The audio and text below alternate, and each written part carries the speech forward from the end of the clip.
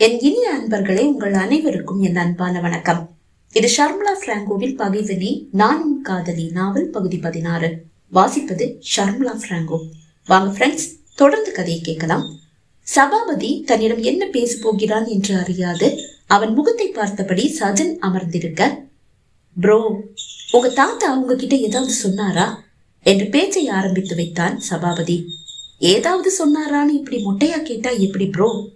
பதில் கேள்வியை சஜன் கேட்க, அதாவது பிருந்தான்ற பொண்ணை பத்தி ஏதாவது? ஆமா, ரொம்ப நல்ல பொண்ணு, எல்லாருக்கும் ஹெல்ப் பண்ற நல்ல ஒரு குணம் அந்த பொண்ணு கிட்ட இருக்கு, எனக்கு அந்த பொண்ணை ரொம்ப பிடிச்சிருக்கு அப்படின்னு சொல்லி அந்த பொண்ணு கூட எடுத்த செல்ஃபியை காட்டினாரு. எனக்கு கூட பார்த்ததும் அந்த பொண்ணை ரொம்ப பிடிச்சு போச்சு. அவங்க கார்டன்ல தான் இருக்காங்க, போய் பாரு, நேர்ல பார்த்து உனக்கு பிடிச்சிருந்தா அவங்க அப்பா அம்மா கிட்ட பேசலான்னு சொல்லி அனுப்பினாரு. ஆஹா, கெழு ரொம்ப ஃபாஸ்டால இருக்கு. மனதில் நினைத்தவன், அதை கேட்டது பாதி கேட்காதது பாதியா நீங்களும் பொண்ணு பார்க்க கிளம்பிட்டீங்களோ? ஆமா, தாத்தாவுக்கு பிடிச்சிருக்கு, எனக்கும் போட்டோவை பார்த்ததும் பிடிச்சு போச்சு, எனக்கு நேர்ல பார்த்தாலும் கண்டிப்பா பிடிக்கும். உங்களுக்கு பிடிக்கும் ப்ரோ, ஆனா பிருந்தாவுக்கு பிடிக்க வேண்டாமா? புரியல. உங்க தாத்தா என்னுடைய பேரனை கட்டிக்கிறியான்னு பிருந்தா கிட்ட கேட்டாரு.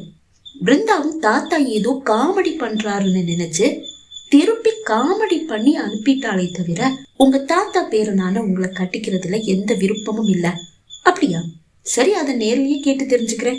ஐயோ ப்ரோ, நீங்க நேர்ல எல்லாம் போய் கேட்டு தெரிஞ்சுக்க வேண்டாம், அது அவளுக்கு பிரச்சனை ஆயிடும். பிரச்சனையா? என்ன பிரச்சனை? பிருந்தாவும் நானும் லவ்வர்ஸ் ப்ரோ. அப்படியா? அதை அவனால் நம்ப முடியவில்லை. சற்று முன்பு வரை அவன் பிருந்தாவோடு இருந்து விட்டு அல்லவா வந்தான். அவளது நடவடிக்கையில் இருந்து சபாபதியை அவள் நேசிப்பது போல் அவனுக்கு தோன்றவே இல்லை. சந்தேகமாக அவனை பார்த்தவன், உண்மையிலேயே நீங்க லவ்வர்ஸா என்று கேட்டான். ஆமா ப்ரோ, சத்தியமா நாங்க லவ்வர்ஸ். ஆனா எங்க வீட்லயும் அவங்க வீட்லயும் இந்த விஷயம் இன்னும் தெரியாது. அது மட்டும் இல்ல, எங்க வீட்டுல பிருந்தாவை மருமகளா ஏத்துக்கிறதுல கொஞ்சம் தயக்கம். அவங்க ஏழை, நாங்க கொஞ்சம் வசதியானவங்க. அதனாலேயே எனக்கு பெரிய பணக்கார வீட்டு பொண்ணா எங்க வீட்டுல தேடிட்டு இருக்காங்க. அப்படின்னா நீங்க பணக்கார வீட்டு பொண்ணை கல்யாணம் பண்ணிக்கங்க, நான் பாவம் ஏழை பொண்ணு அந்த பிருந்தாவை கல்யாணம் பண்ணிக்கிறேன். ஐயோ ப்ரோ, நான் சொல்றது உங்களுக்கு புரியலையா? நாங்க 2 பேரும் லவ்வர்ஸ் ப்ரோ. லவ்வர்ஸ்னா வெறும் லவ்வர்ஸ் இல்ல, அடிக்கடி தனியா சந்திச்சு எல்லாத்தையுமே ஷேர் பண்ணிப்போம். எல்லாத்தையும் சொன்னா புரியுதா? எல்லாத்தையும் தான். அவ உடம்புல எங்க மச்சை இருக்குன்னு என்கிட்ட கேளுங்க, நான் சொல்றேன். அதிர்ந்து போனான் சஜன். பிருந்தா இவனோடு பழகுவதை பார்க்கும் போது இப்படியெல்லாம் நடந்திருக்கும் என்று நம்பவே முடியாது. ஆனால் இவன் கூறுகிறானே, நம்புவதா வேண்டாமா? வாயடைத்து போய் சஜன் அமர்ந்திருக்க, ஏதாவது தப்பாயிடும்னு நானே தள்ளி போனா கூட அவ விட மாட்டா ப்ரோ. அவளுக்கு என்ன அவ்வளவு பிடிக்கும். ஆசையா ஒரு காதலி படுக்கைக்கு கூப்பிட்டா எந்த காதலன் தான் வேண்டான்னு சொல்லுவான்? எனக்கும் அவளை ரொம்ப பிடிக்கும் ப்ரோ. இடையில நீங்க வந்து எங்களுக்கு பிரச்சனை கொடுக்கறது சரியா? இப்ப கூட எல்லாரையும் வீட்டுக்கு அனுப்பிட்டு என் கூட தனியா இருக்கணும்னு ஆசைப்படுறா ப்ரோ. அதுக்கு என்ன பண்ணணும்னு நானும் யோசிச்சுட்டு இருக்கேன். புரிஞ்சுக்கங்க ப்ரோ பிளீஸ். சபாபதி கூறுவதை சஜனால் நம்ப முடியவில்லை தான். ஆனால் படுக்கையை கூட பகிர்ந்து கொண்டோம் என்று ஒரு பெண்ணின் அத்தை மகன் கூறும்போது அதை நம்பாமல் இருப்பது எப்படி? பிருந்தா தன் உடலையே இவனுக்கு பரிசாக கொடுத்து விட்டாள் என்றால் இவனை எந்த அளவு நம்புகிறாள் என்பதை புரிந்து கொள்ளலாம். இந்த அழகான காதலின் இடையில் நான் எதற்கு என்று நினைத்தவன், ஓகே ப்ரோ, அழகான காதல் ஜோடிய பிரிச்ச பாவம் எனக்கு வேண்டாம். மனசாலையும் உடலாலையும் ஒண்ணு சேர்ந்துட்டு நீங்க எப்பவும் சந்தோஷமா இருக்கணும். சரி, எப்போ உங்க கல்யாணம்? பிருந்தாவுக்கு இன்னும் 18 வயசு ஆகல ப்ரோ. வாட்? ஆமா ப்ரோ, அவ இப்பதான் 12th முடிச்சிருக்கா, ரிசல்ட் கூட இன்னும் வரல. அதனாலேயே அவளுக்கு 18 வயசு ஆகுற வரைக்கும் நாங்க பொறுமையா இருக்கோம். ஆனா அவ பொறுமைக்காக தயாரா இல்ல. நானே தள்ளி போனாலும் அவ விட மாட்டேங்கிறா. ஏன் என்று தெரியவில்லை. சபாபதி கூறுவதை நம்ப சஜனின் மனம் தயங்குகிறது. நீங்க சொல்றது உண்மையா? தாத்தா சொன்னதை வச்சு பார்க்கும்போது நீங்க சொன்னதுக்கும் அந்த பொண்ணுக்கும் எந்த சம்பந்தமும் இல்லாத மாதிரி தெரியுதே. இவ விட மாட்டான் போல இருக்கே. தனக்குள் கூறிக்கொண்டவன் அடுத்து என்ன பொய் சொல்வது என்று யோசித்தான். அப்போதுதான் சற்று தொலைவில் இருந்து பிருந்தா சபாபதியை நோக்கி நடந்து வருவதை கண்ட சஜன் இத்தனை நேரம் சபாபதி கூறியது உண்மைதான் என்று நினைத்தான். நகத்தை கடித்து துப்பிக் கொண்டிருந்த சபாபதியை பார்த்தவன், பிருந்தா உங்களை தேடி வராங்க என்றான். பாத்தீங்களா ப்ரோ, அவளை என்ன தேடி வரா? இப்ப புரியலையா?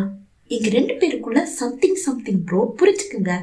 ஓகே, நீங்க கிளம்புங்க, இல்லனா நீங்க யாரு என்னன்னு கேப்பா, அதுக்கு விளக்கம் சொல்லிட்டு இருக்கணும். ஓகே, நான் கிளம்புறேன் என்றவன் எழுந்து திரும்பி நடக்க சபாபதி அருகில் வந்த பிருந்தா, சபா, நான் சொன்னது நினைவிருக்குல்ல என்று கேட்டாள். மறக்க முடியுமா? எல்லாரையும் வீட்டுக்கு அனுப்பிட்டு உன்னுடைய ஆசையை நிறைவேற்றி வைக்கணும், அவ்வளவுதானே? கண்டிப்பா நிறைவேற்றி வைக்கிறேன் சத்தமாக சபாபதி கூற, சபாபதி கூறிய அனைத்தும் உண்மைதான் என்று மீண்டும் மனதில் உறுதி செய்து கொண்டவன் இன்னும் வேகமாக நடந்தகன்றான். மறுநாள் சென்னை புறப்படும் போது பிருந்தா நந்தனா இருவரையும் சாலையில் மிகவும் தற்செயலாக கண்டவனுக்கு சபாபதி கூறியதை நம்பலாமா வேண்டாமா என்ற சந்தேகம் தலை தூக்கியது. சபாபதி கூறியது போன்று காதலர்கள் என்பதை நம்பலாம், ஆனால் பிருந்தா அவனோடு உறவில் இருப்பதை அவனால் நம்பவோ ஏற்றுக்கொள்ளவோ முடியவில்லை. அது பொய்யாக தான் இருக்கும் என்று அவன் மனம் கூறுகிறது. ஏனென்று தெரியவில்லை, பிருந்தாவின் முகம் அவன் மனதில் ஆழமாக பதிந்தும் போனது. சென்னை வந்த பிறகும் அவள் நினைவாகவே இருக்கிறது. அவளை மறக்க முயல்கிறான், ஆனால் முடியாமல் தவிக்கிறான். காரை எடுத்துக்கொண்டு வெளியே செல்லும் போது எல்லாம் அவளும் சென்னை என்று அல்லவா கூறினாள் என்ற எண்ணத்தோடு அவளை சாலையில் அவன் விழிகள் தேடியது. ஆனால் அவள் அவன் கண்ணில் சிக்கவே இல்லை. அதன் பிறகு மீண்டும் பிருந்தாவை கல்லூரியில் தான் பார்க்கிறான். அவளை கண்டதும் இவள் சபாபதியின் சொந்தம் என்று அவன் மனம் கூறியது. ஆனாலும் ஏனோ அவள் மீது ஈர்க்கப்படுவதை அவனால் தவிர்க்க முடியவில்லை. அதனாலேயே அவளுக்கு தன் மீது ஒரு வெறுப்பை ஏற்படுத்த வேண்டும் என்று நினைத்துதான் நந்தனாவிடம் மட்டும் பேசி அவளிடம் எதுவும் பேசாமல் அவளை அலட்சியப்படுத்தி அவள் வெறுப்பை வேண்டுமென்றே சம்பாதித்துக் கொண்டான். நாட்கள் நகர நகர அவள் மீது ஏற்படும் ஈர்ப்பு அதிகமாகிறதே தவிர குறைந்த பாடில்லை. அவளது நடவடிக்கைகள் ஒவ்வொன்றும் ஆண்வாடையே இல்லாதவள் என்று அவனுக்கு உணர்த்துகிறது.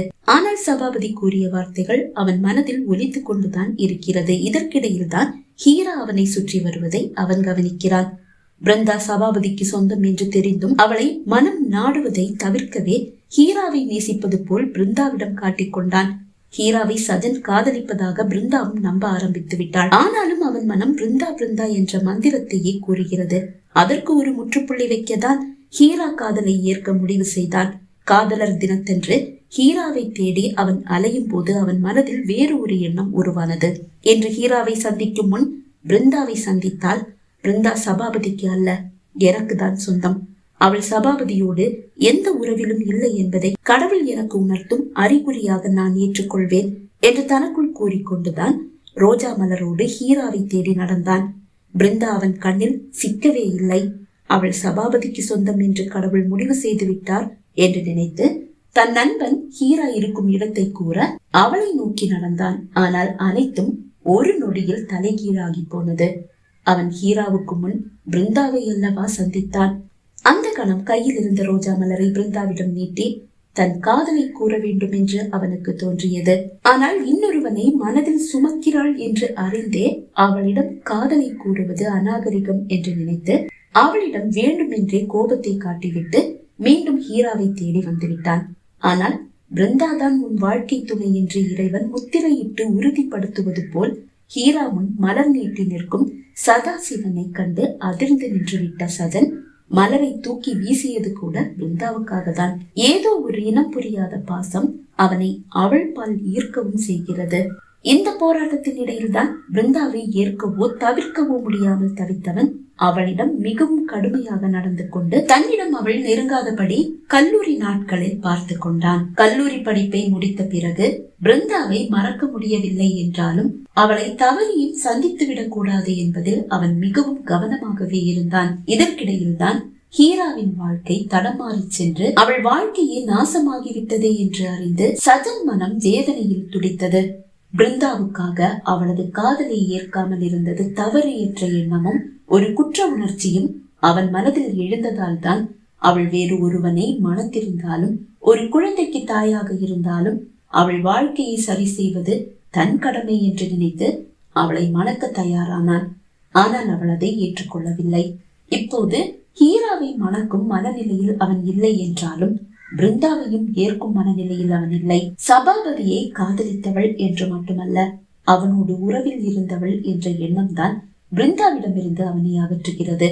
ஆனால் அனைத்தையும் தாண்டி இதோ பிருந்தா அவனை மட்டுமே நேசிக்கிறாள் என்பதை தற்கொலை முயற்சியில் அவனுக்கு தெளிவாக உணர்த்திவிட்டாள்.